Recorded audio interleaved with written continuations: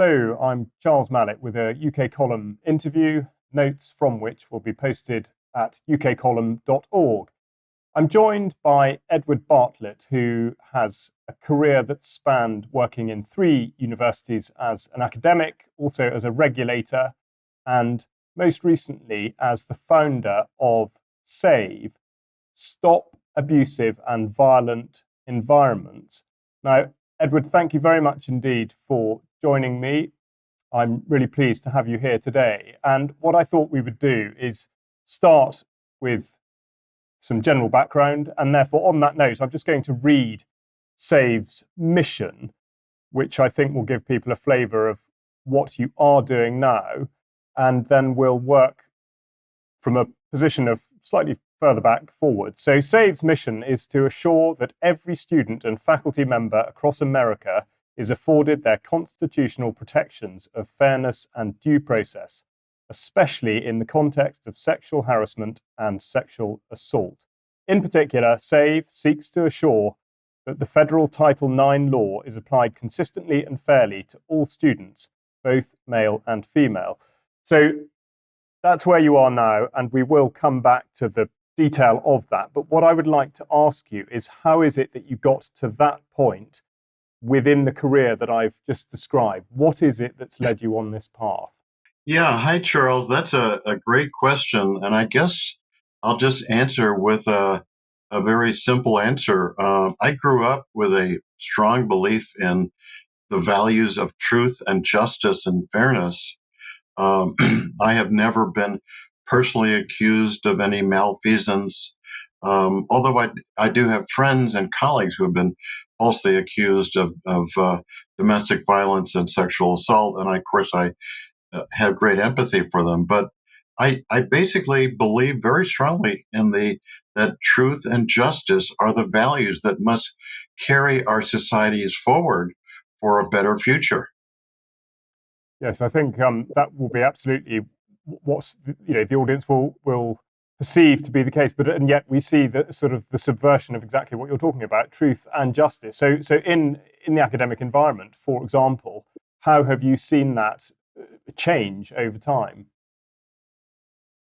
So yes, Charles, as you mentioned, I have had faculty appointments at three different universities, including one of them was a full-time teaching position, teaching and research. That goes back a number of years ago, and my experience then was very positive. What's happened in the last 5 years or so in the United States, and I believe elsewhere around the world, is that universities have lost sight of their mission to promote truth. In fact, as you know, many universities have the Latin version, Veritas, have that as part of their motto, but they've lost sight of that in favor of a variety of Marxist-inspired concepts like inclusion, diversity, equality, um, and those concepts may or may not be consistent with notions of truth and fairness and justice. Absolutely, and you've gone straight to the heart of it, because I was going to quote to you from your website, in which an article about what we will come on to, the detransitioner side of it, concludes with this sentence: "Future historians will marvel how a neo-Marxist ideology ignited a global gender hysteria, giving rise to the most egregious examples of medical malpractice in recorded history." Before we get into the detail of that, though, you talk about universities having lost sight of these principles, but is that the case, or have they been made to lose sight? And if so, how? Well, they have not been coerced in the legal sense, but they've been swept up into, let's call it, a narrative that is Marxist inspired. And let me explain that if I may. Karl Marx was not concerned only with uh, eliminating economic disparities. He actually wanted to remove all social disparities or social differences. And one of those, in particular, is that he was wanted to eliminate differences of biological differences or distinctions between men and women. Well, what better way to do that than to simply declare that there is no such thing as sex per se. It's all about gender identity, and there's the number varies from person to person, but there's over 50 different gender identities out there, and you can take your pick. You can change your gender identity at will, um, and on it goes. So that's the narrative that has swept not only the United States but also the United Kingdom, Europe, Australia, Canada, and elsewhere. So yeah, universities have been caught up in this Marxist-inspired narrative. And in your, well, actually, either professional or sort of personal life, do you remember what it was that convinced you that this was happening and that it was a sort of concerted effort? And what is it that set you off into thinking that this really is a change that is happening and shouldn't be? I'm not sure I can point to one incident or event, Charles, but I've always been very interested in studying the history of communism, the studied socialism. I've read a number of books. There's a book titled Red Feminism, that documents. It's written by a feminist. It's a thoroughly documented, well written book that documents all the way from Karl Marx to the present day how Marxist ideology has become as essentially turned into feminist ideology. Part of the reason is that Charles, is that Marxists realized that this theme about class struggle was not being very well received. It turned out that at that time the Industrial Revolution had hit the UK and the United States, and it turned out the middle class were doing pretty darn well and were improving economically. So this claim about class struggle did not resonate. So Marxists realized they had to change their tune. So they said, well, let's talk about the patriarchy. Let's talk about how women are oppressed by men. So that actually became the new theme that many Marxists began to take up. You're articulating something that certainly the UK column audience have seen, particularly in academia, not just in the UK, but well beyond. How have your peer group, those that you've worked alongside in all the various institutions you have worked in, how have they responded to this and to your issues with it? I would say the response. First of all, let's clarify: not all academics have been caught up in this fervor, ideological fervor that's swept the university, but enough have become true believers in this narrative, and particularly college administrators have been caught up in this, and they have received a good amount of money to promote what's called DEI, diversity, equity, and inclusion programs. That's just one of several such theories or approaches that have swept the academy. So, but the thing is that people, professors that chose to speak out against this narrative, found themselves being shamed, being ostracized. In some cases, were actually removed from their positions because they were saying things that were not politically correct. Can you think of parallels in earlier years? I mean, obviously, what we're talking about now, on the sort of neo-Marxist side of it, is perhaps different from some of the areas that might have been considered taboo or controversial in previous decades. Is there a comparison to be made, or are we seeing something completely new now, particularly in that response of people being cancelled or shut down? So you're asking about comparisons to previous decades. I can't think of any previous developments that mirror what we're seeing now. I think that the level of capitulation, ideological capitulation, is unprecedented in the academy. Remember that universities used to pride themselves in because they were upholders of free speech. In fact, that's the whole theory behind tenure.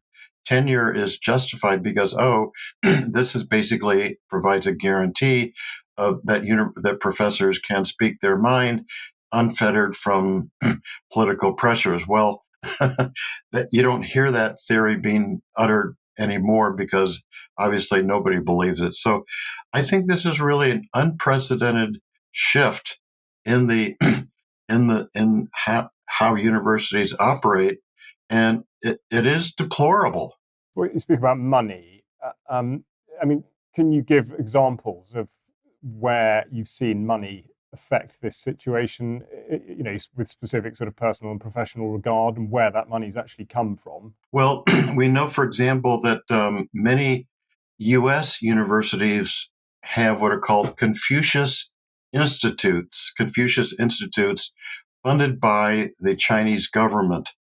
And despite the very innocuous sounding name, the Confucius Institutes, in fact, are promoters of Marxist ideology on college campuses. That's just one example. There are a variety of U.S. federal programs that are funded by the federal government, by the National Academy of Sciences, for example, that promote these ideas. Feminism has taken root on college campuses. I believe it's something. There are hundreds of what are called women's studies or gender studies programs at colleges and universities around the United States. If you look at the curriculum, it's all about ideology. It's all about patriarchal oppression. It is not science based. It's ideologically based. It is, and I think that serves as a very good sort of introduction of your perspective on what it is that you've seen, and seen obviously very clearly, and it would seem not necessarily in stark contrast to all those around you, but there's clearly been an unwillingness to speak out for exactly the reasons that you present. Now, let's talk about SAVE and how that actually came to be. What was the sort of impetus that tipped you directly into starting it? Yeah, thank you, Charles. So, the United States has a law called Title IX. It's a federal law that bans sex discrimination in schools. That's, of course, a very good thing. It was passed 52 years ago. It's administered by the U.S. Department of Education. So Title IX, though, has become the vehicle by which political partisans have sought to politicize the university and schools, and even weaponize the issue of so-called sex discrimination. So this is happening right now in the United States, literally as we speak. The Biden administration in April released a new regulation declaring that's the definition of sex would from now on include so-called gender identity. Of course, gender identity is anything you want it to be. Amazingly, the regulation does not even try to define gender identity because it can't be defined. So, but that became the law of the land in April of this year. As a result, there were 9 different lawsuits filed against the Department of Education. Most of them came from different states like Florida, Utah, Texas, South Carolina, and others. I think there were a total of 22 different states filed these 9 lawsuits. And all of these lawsuits said that this is utterly ridiculous. You're saying gender identity is now part of the definition of sex, but you can't even define what gender identity is. And so now we have received 3 decisions, and literally just in the last 2 weeks, 3 decisions uh, uh, giving what are called temporary injunctions against this new regulation in those respective states.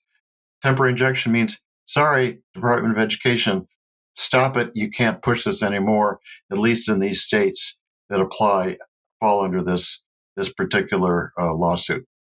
Okay, that's very interesting, and to a degree seems positive.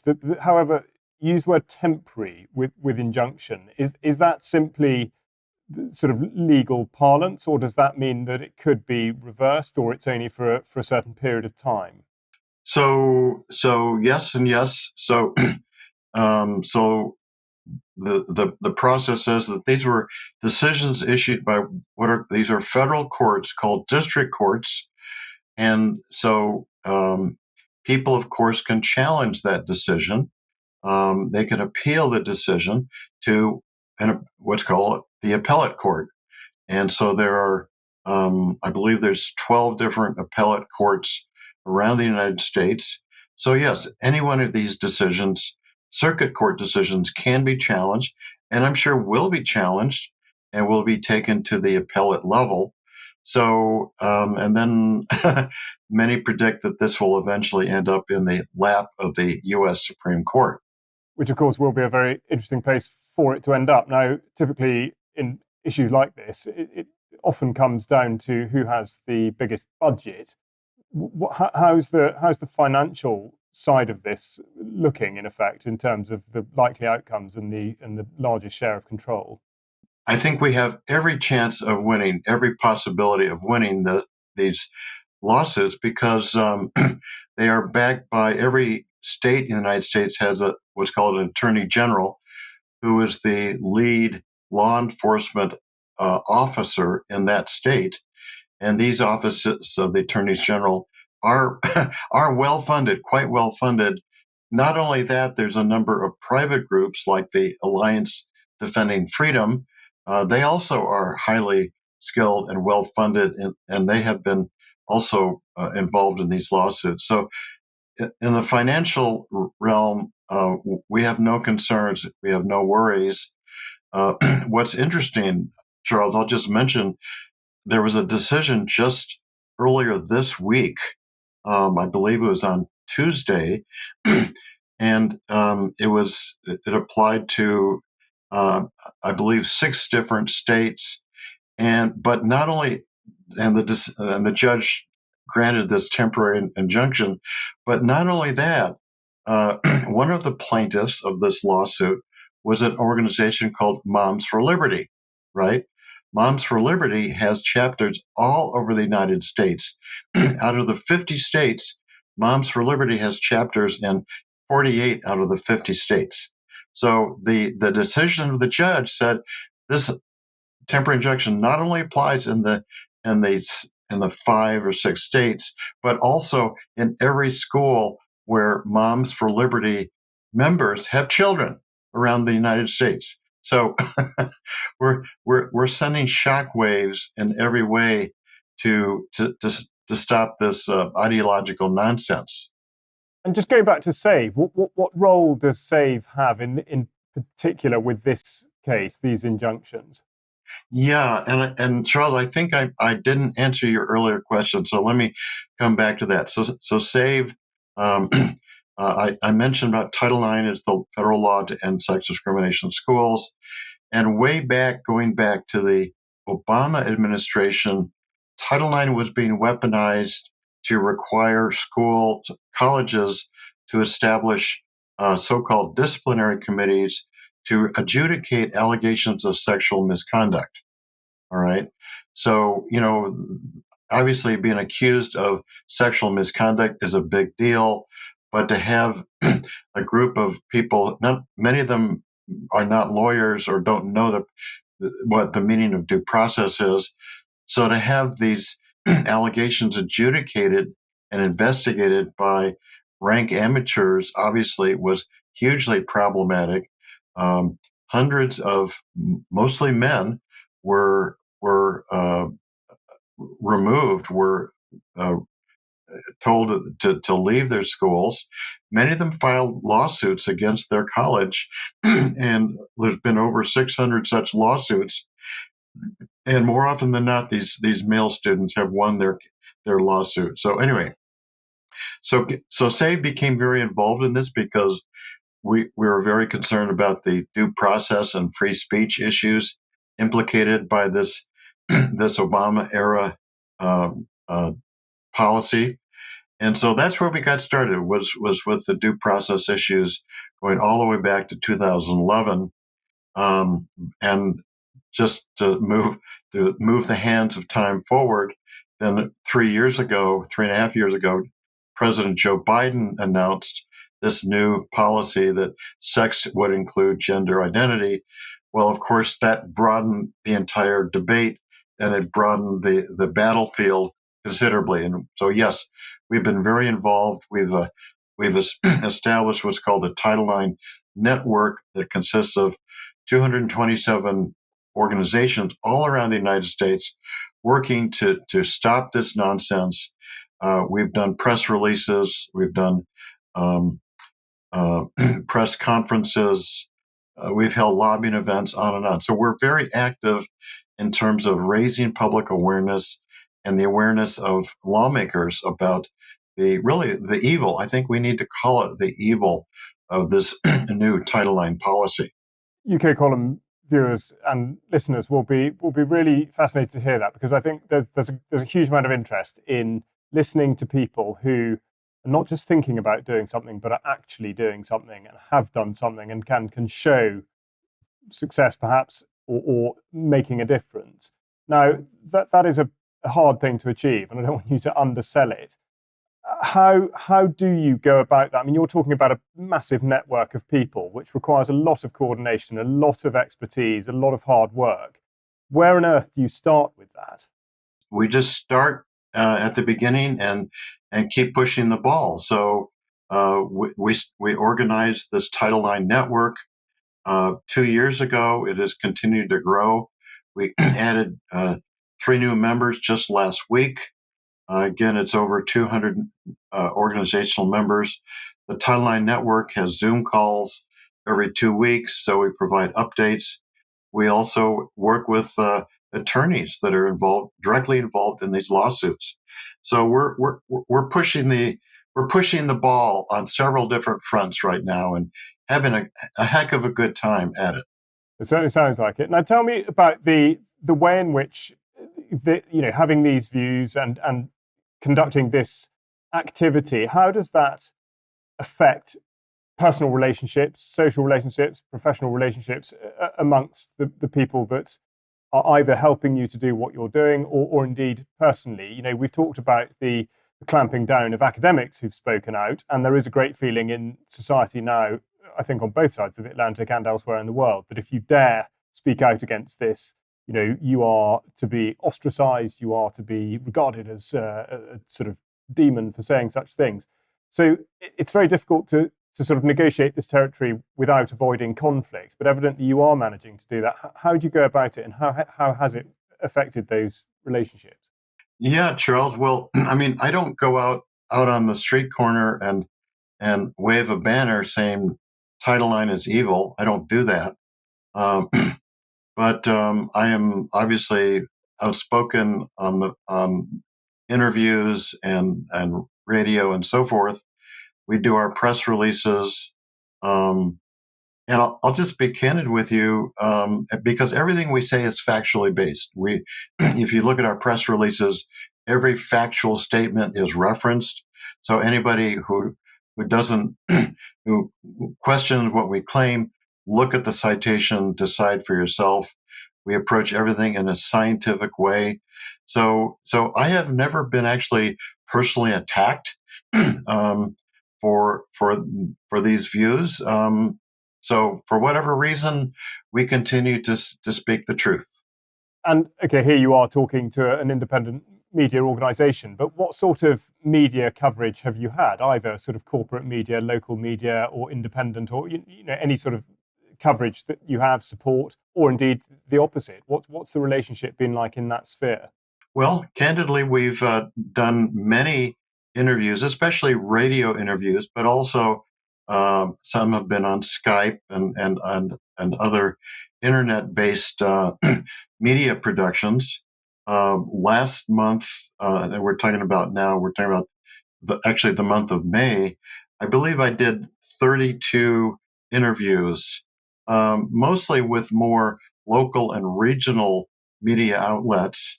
But a few with national outlets. So, bottom line, speak the truth. The truth will make you free. Absolutely, you are quite right. Now, all of this really, I think, not just reading between the lines, but looking at the mission statement that I read out earlier, we're thinking about young people in particular. And we've talked about the susceptibility of academic organizations in particular to effectively roll over where there's money involved and where there's sort of social and professional pressure. But with children, it's different. How do you perceive the sort of the management of the indoctrination of children? That is very concerning and worrisome because obviously the Title IX law applies to students from all the way from grade 1 all the way through college. So yes, and I think the word indoctrination is the right word to describe what's happening. Um, so yeah, that's a big area of concern that school children are being. Just a few days ago, there was a Pride Month parade in New York City where fully nude men were parading down the street at a so-called family-friendly event. That really happened here. So yeah, we're talking about a war, a culture war, right before our eyes, and we simply can't choose to ignore it. It's happening. We have to take sides. We have to speak out. We absolutely do. I mean, I would imagine that there is a similar situation in the States, but certainly in the United Kingdom, in schools, even at the very lowest levels, we see the introduction of topics into the classroom and the presentation of situations that are given, put in front of children, almost always involving, the iconography associated with this sort of ideology and movement, but it's never qualified, it's never explained. It's put in front of them as though it must form part of their consciousness, part of their lives. Have you been conscious of, well, first of all, that and the incredible change that's been seen in that area, but also any ways in which academic institutions have been pressured to stop doing that? I think we're right in the middle, as I said, in the middle of a culture war. And I don't think that the phrase culture war overstates what's happening right now.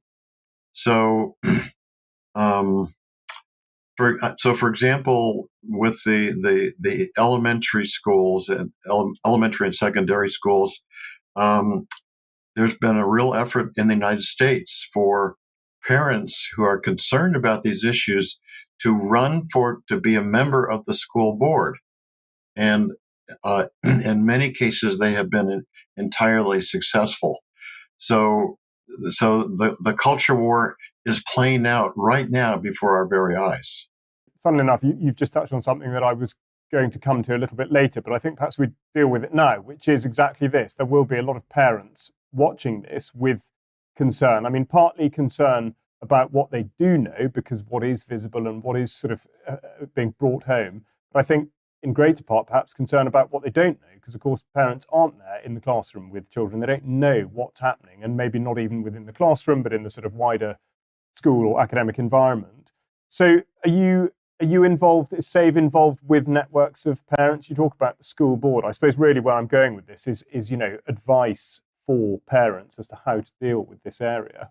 Yeah, certainly. So, and just actually to pick up on your earlier point, for example, California recently passed a law saying that if a child changes their gender, a school child changes their gender, that there's no requirement that the parents be informed.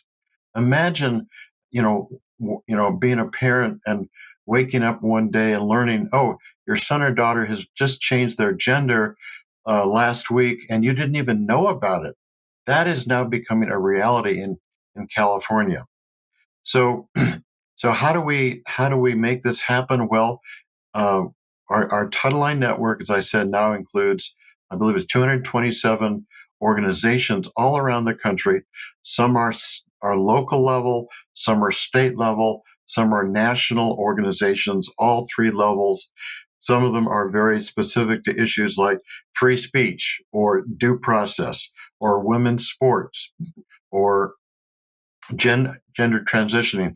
Other groups have a broader focus. They're concerned about the entire ball of wax that Title IX is visiting upon our families and our children. So each organization, I mean, the power of the Title IX network is each organization, acts locally in order to bring about the change locally, or in some cases nationally. But the point is, it's a concerted effort. It's a coordinated effort, and it has a very strong grassroots level of activity.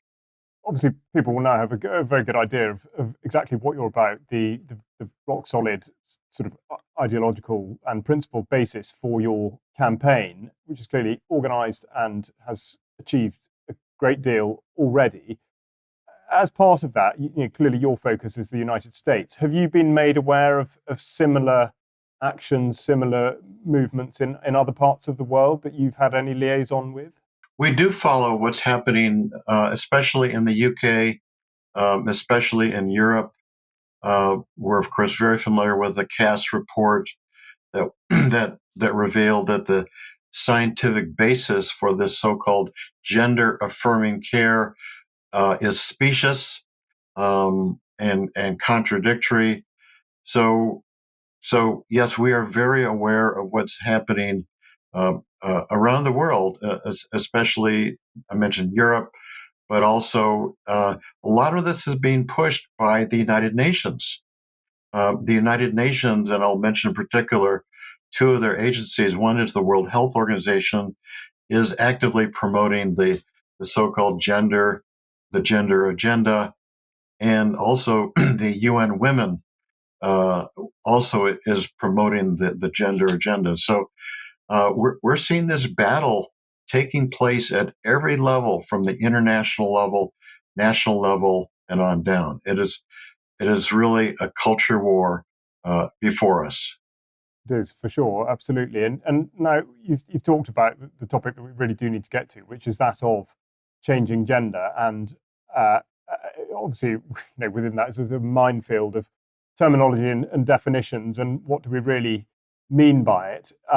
I think at the sort of end of the spectrum, we are talking about surgical mutilation, modification of the human body, which has, for the most part, had a very, very destructive influence on the lives of a lot of people and those around them. But this is something, again, that you have been dealing with specifically in terms of those that have regretted it and tried to do something about it. So will you just explain a bit more about that side of it? So the gender transition process involves 3 steps. The first step is what's called the social transition, in which the child assumes a new name, the name of the opposite sex. The child is given permission to use the bathroom of the opposite sex, and so the child begins to think of themselves as a member of the opposite sex. That's the social transition. The second transition applies to kids who are pre-adolescent, 10 years old, 11 years old, around that age, when they're given, it's called the medical transition. They're given hormone blockers or hormone drugs. So for girls, the hormone drug is designed to deepen their voice. For biological males, the hormone may make the voice more higher, more feminine sounding. So that's the medical transition. For biological females, they may be given chest binders. A chest binder is exactly what the word sounds like. It's cloth that the girl wraps around her breast area in order to reduce the prominence of her breasts. So that's all of this is the medical transition. The third phase of all of this, Charles, is what's called the surgical transition, when the child goes under the knife, either has their genitals removed, or or in the case of a biological female, she may be given an artificial penis. So this is the surgical transition. So that's how it's done. It's the details are rather gruesome, but that's what's happening. I think to people of a certain generation, it will be quite extraordinary to countenance that there are, as we're told, an increasing number of people that are having this, or at least going on this pathway to the point that they are anatomically altered, which will seem very difficult to digest. And the thing that I think that is not talked about enough is the responsibility that should be held by those that have enabled every part you're talking about. So those that have encouraged the social transition side of it and have put upon the children this ideology. And then, of course, with the drugs and medical devices that enable the second part of the transition, and then the consultants, surgeons, and the medical professionals, perhaps not quite the right word, but the medics that are enabling this. But it seems, certainly in the United Kingdom, that these people are somehow invisible and untouchable. Is there any sense of accountability or pursuance of those enablers in the States? I would have to say that by and large, no, there is not accountability. But that said, the accountability is beginning to be established. And the best example I can give you, Charles, is we are now seeing medical malpractice lawsuits filed by kids who transitioned as children, and then regret that decision, so they become what is called detransitioners. And a number of those detransitioners have filed lawsuits. I'm aware of 15 such lawsuits in the United States. I'll add that two of them were filed by family members. In other words, the detransitioner committed suicide, obviously is not able to file a lawsuit on their own behalf, so the family files the lawsuit. So yes, we're seeing lawsuits. A number of states in the United States have passed laws prohibiting any kind of surgical treatments on kids, so-called gender-affirming surgical treatments. So there are now a number of state laws. It's obviously a very controversial issue. It is. It's terrifically controversial, of course, but I think encouraging from what you say that there is at least some progress in that area. Again, just going onto the terminology side of it, because of course we're faced with this extraordinary, I suppose, raft of contradictions within which we're supposed to believe that there are, possibly infinite number of genders, which doesn't overlay at all onto biology. And in a biological sense, there are two possibilities. And yet, to affirm a change in gender, we see that people are to be surgically altered. But of course, that can only work in one of two ways. So, but we're still left with the other 48 or whatever it is genders. So with that in mind, and you've just referenced the word detransitioner. What exactly does detransitioner, what is it the umbrella term for? Is it just to do with the surgical side of it, or is it to do with the social, or how broad is it? The word detransitioner in most cases applies to people who actually went through all three stages, the social, the medical, and the surgical transitioning, and came to regret that transition. But I'm sure there's kids who have undergone just the medical or just the social, that they have changed their mind as well, but they don't get as much publicity because their genitalia is still intact, and so the level of harm is not as great. Interesting. And then of course we come back to the money side of it. And that's an out of date statistic, and I can't remember actually. Sorry, whether it came off the Save website or somewhere else. But I think that of course there's an enormous market here, not just in drugs and all the consulting and all the rest of it, but in the surgery. And the figure I have from 2021 is that industry in the United States was worth $1.9 billion. I can only imagine that by 2024 it's shot way north of that. So the pressure from the sort of pharmaceutical medical complex, I imagine, is enormous. Of course, you're right. I don't know that piece of the puzzle well, so I can't give you details. But the dollar figure that you mentioned, that is correct. We're talking about enormous amounts of money. But I will say that as a result of these lawsuits, we have seen at least two of these so-called gender clinics scaling back or closing down. So again, we're seeing people, these clinics responding to the public outrage and responding to the lawsuits, because obviously if their malpractice premiums double and triple and quadruple, they're going to realize this is no longer a moneymaker. I think people will be wanting to learn sort of as we go. Now, just to clarify, when you talk about malpractice or malfeasance in a surgical context, is that because, well, is it one of two things, or both? Either that the surgery that's being conducted is not sort of satisfactory in terms of what the effect was supposed to be, or is it that they want to as it were, detransition, and therefore the surgery was inappropriate in the first place, or is it both? What is the sort of technically the definition there? So the key piece of these medical malpractice lawsuits is a lack of informed consent, because obviously a child who is 10 years old, 12 years old, 15 years old, they are not legally empowered to give informed consent for any kind of treatment, any kind of surgical procedure on their body. Let's take the example of a tattoo. All right. A child is not able to give permission to receive a tattoo.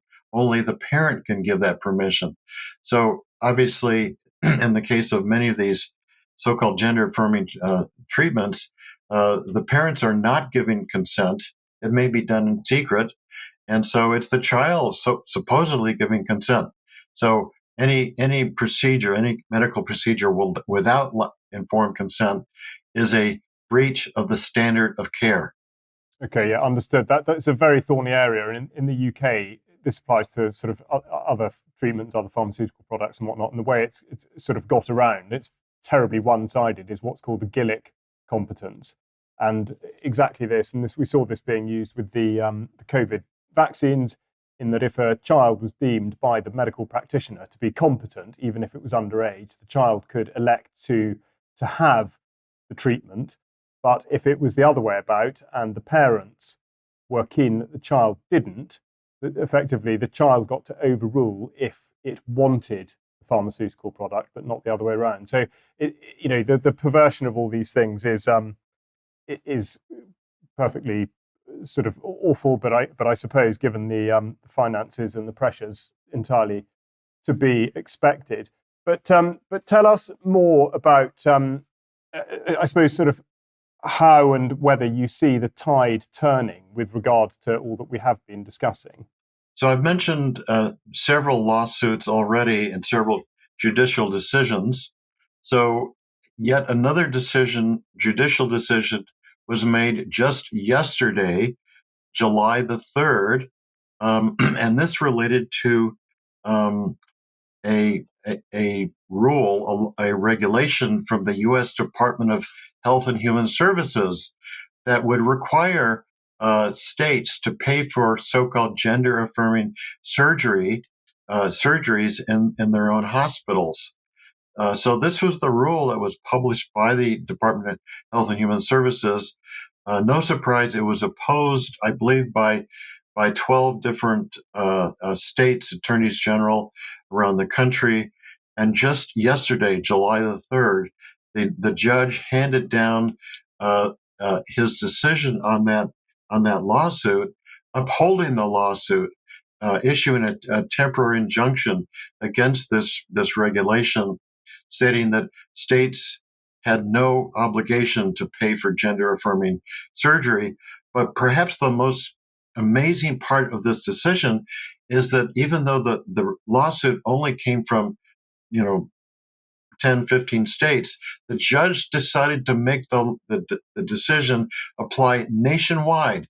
Every state in the United States, all 50 states, are now under this new injunction.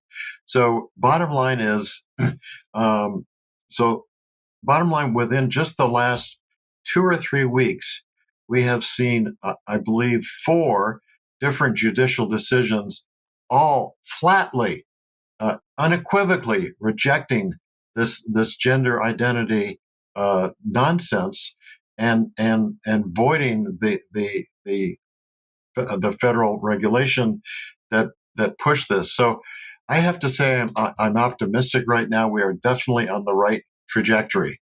It does sound very much like it. Now, one thing I think we have to sort of touch on is that the subject matter of our discussion is essentially trauma for predominantly young people and those that are in relationships with them either as friends or family. It's a really, really challenging area, but also for you and for your network, it's very difficult material to be dealing with and considering all the time. How do you and those around you manage that? You're saying, how do we manage the controversies in our personal lives? Not so much the controversy, but the traumatic nature of what it is that you're dealing with. In effect, the abomination of the lives of young people. To be dealing with that sort of thing day in, day out must be psychologically a very wearing thing to do. So I'll speak personally. Nobody in my immediate family or even extended family are directly involved in this issue. So so there's no psychological debates happening within my own circle of family. I do know of other people, other families, for example, whose daughters who are involved in, for example, running track or field events, and all of a sudden a biological male showed up in the competition. I do know of those parents, so they faced it at that level. So and I remember talking to a mother last year, a mother from Tennessee.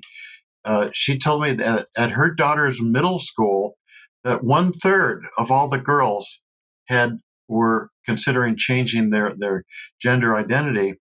Not only that, I don't know if you've heard the term furry, but there's now a trend among teenage girls to self-identify as, get ready for this, yet self-identify as cats. And so they are literally crawling around on all fours.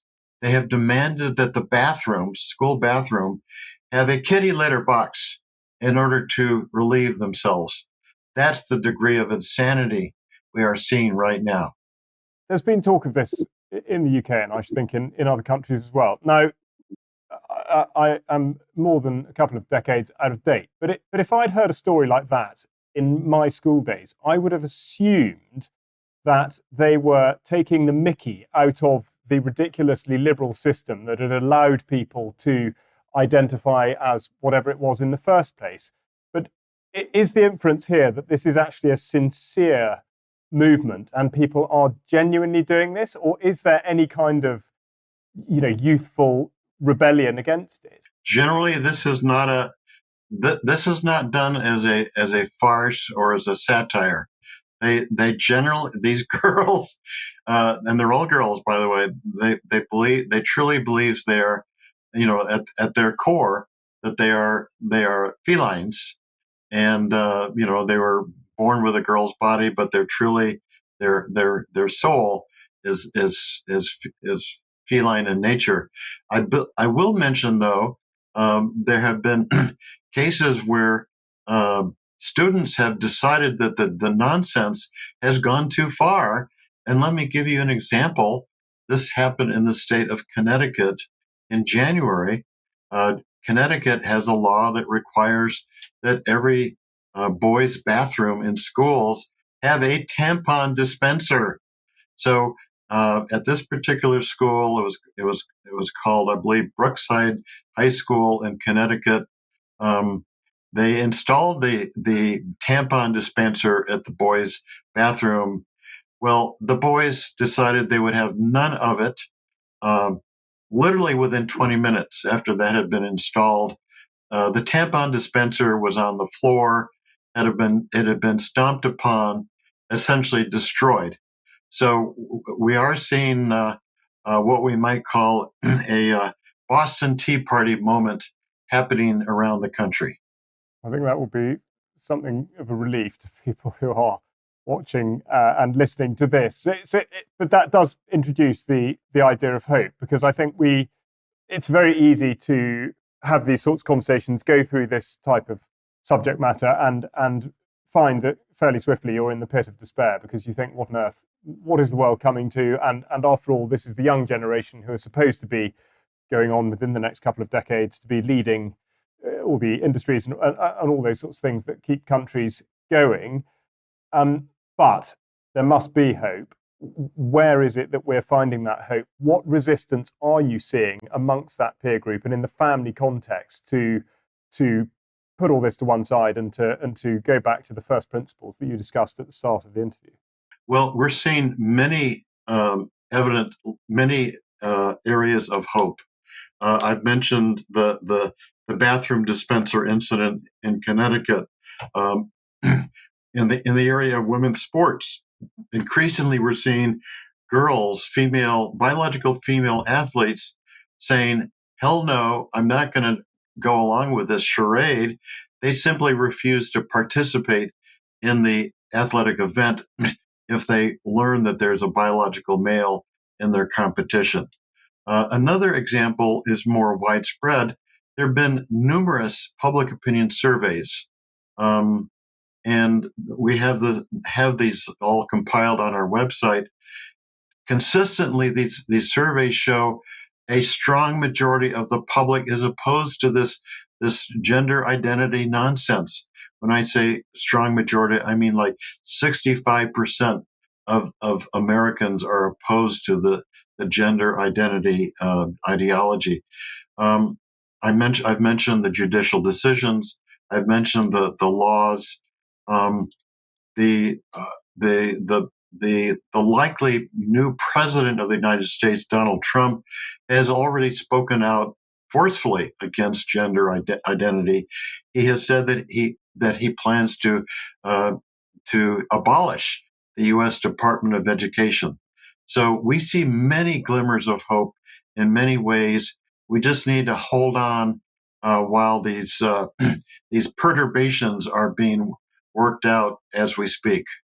And of course, I think the one thing that we've talked about a little bit is the role of the media in all of this, because without the sort of constant and enormously biased mainstream media coverage, I think we would struggle to believe a lot of what you've said in terms of the fact that this ideology has actually been able to permeate so far through society, that people have taken such radical steps as to want to change gender, or indeed sex, if such a thing were possible.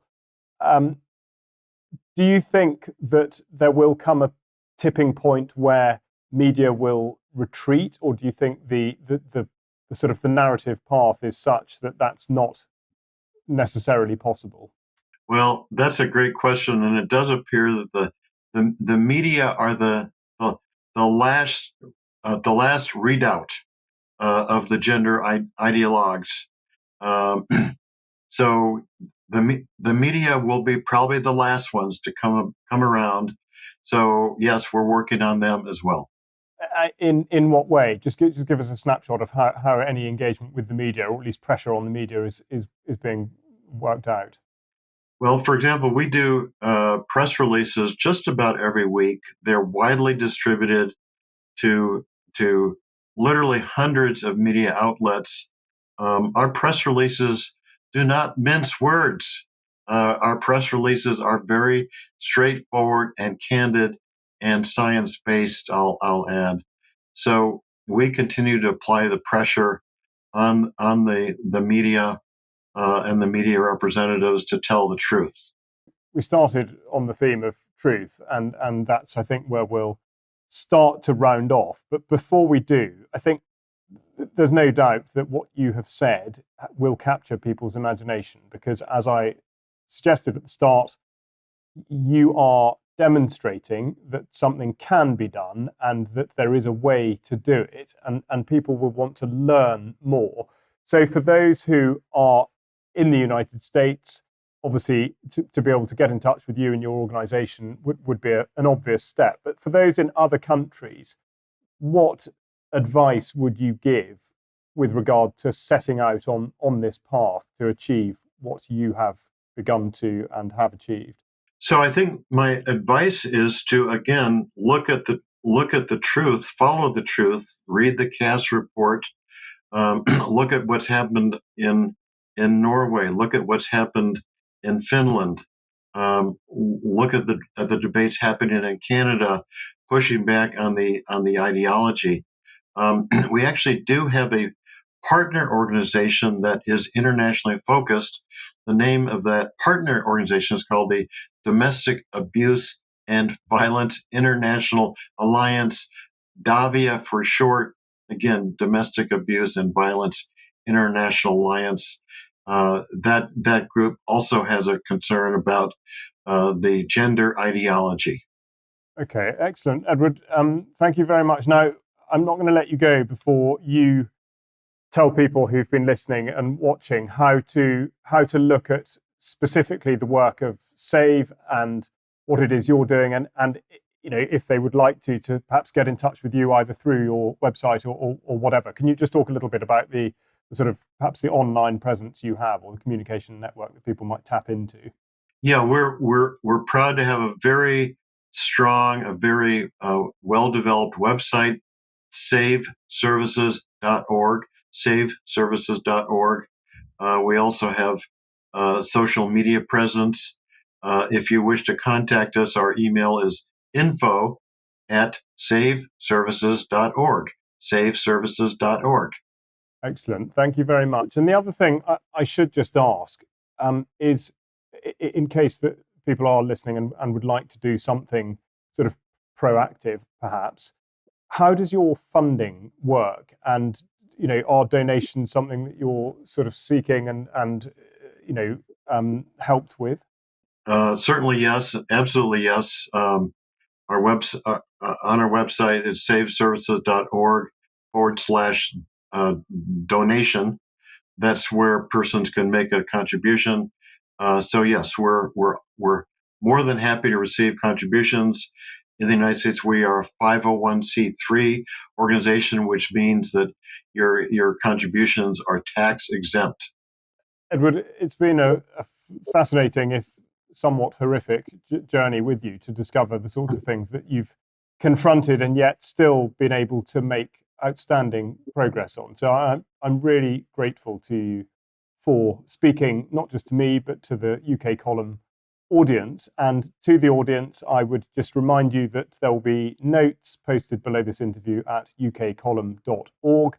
If you are in a position to support the UK Column financially, which costs only £5 a month, and you're not already doing so, then please do consider it. And it just remains for me to say, Edward, thank you so much for your contribution, which has been terribly valuable. And I hope that there will be a lot of traffic coming your way in terms of interest, but also that you will have encouraged people to take action in the way that you have demonstrated can make a real difference. Thank you very much. My pleasure, Charles. Be in touch. Absolutely.